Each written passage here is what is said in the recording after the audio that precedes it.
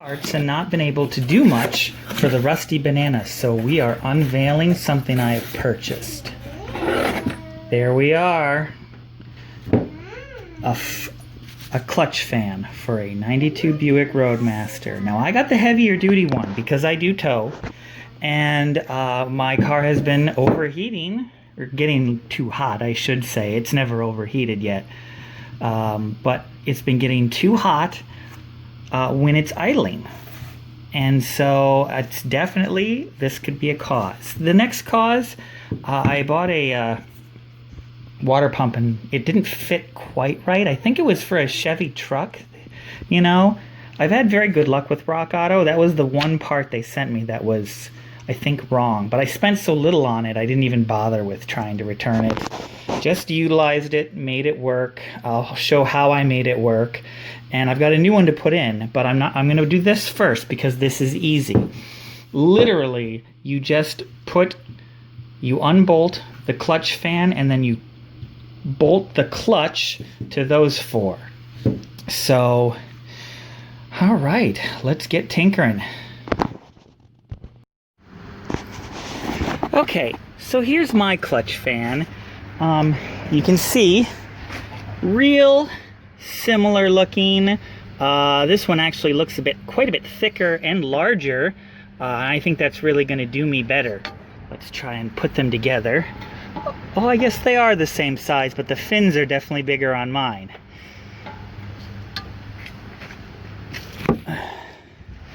So I've already taken apart this, and because this is the rusty banana, that bolt snapped. Very simple removal.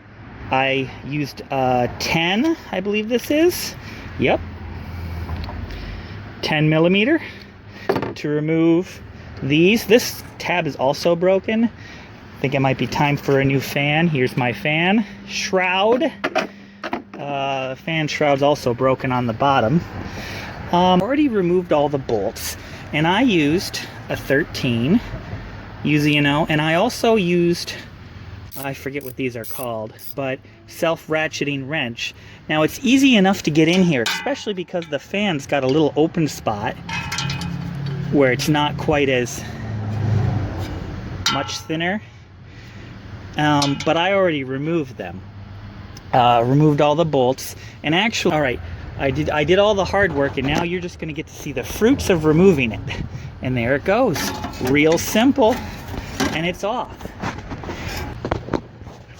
Next step, remove these, and it looks like, yep, it's a 13.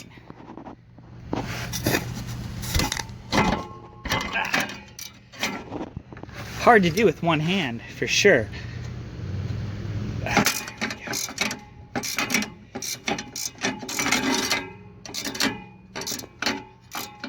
You know, I'm not going to bore you with this.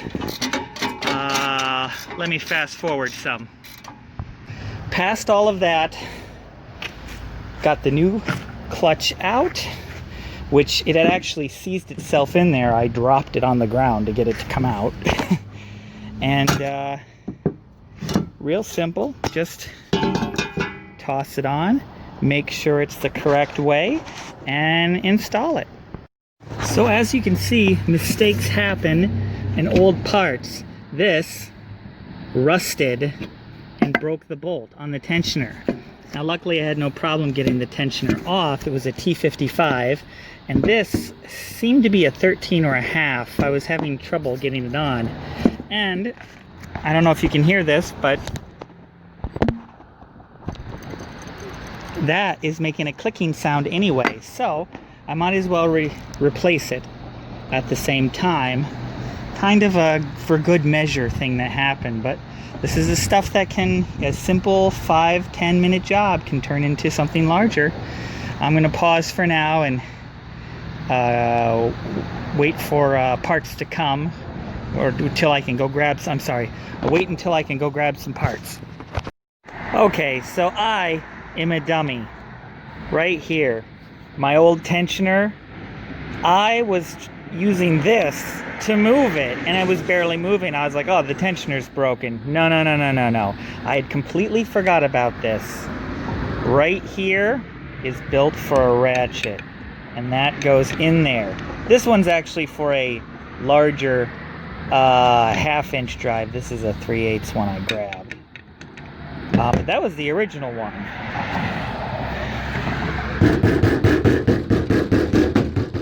Come on. There we go.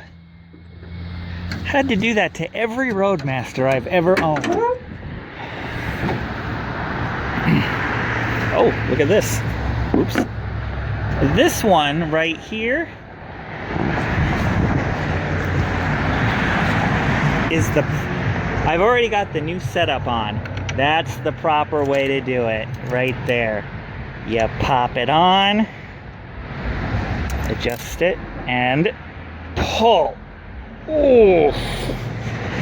This one is so strong and in such good shape.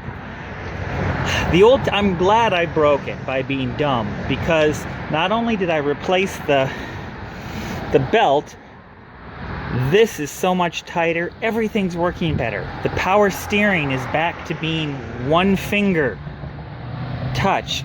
It rides better. It's idling better. It just seemed to like sturdy everything up.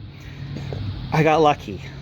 Sometimes not being careful will result in bad omens, but for me it made everything better. And that's gone, and I still have to find the bolts to hook this together, but it's working just the way it should. Let's start her up.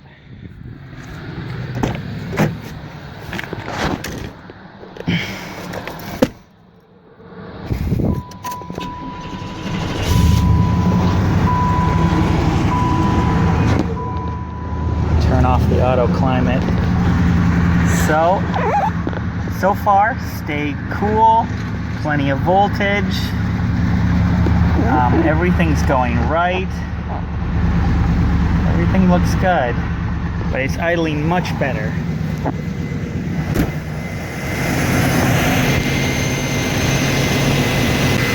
Now that the car is hopefully fixed, we'll take it for a test drive to see if it gets hot at all, especially while towing. Alright, so I've been driving around stop and go traffic, and it has not jumped past 200 degrees. It's working. Last test will be with, of course, towing my trailer, but I doubt it'll go over 220 for that. I'm very, very happy. No more getting hot idling. Alright, me and Babyface are gonna go to the park. So I have to wake her up so we can go play.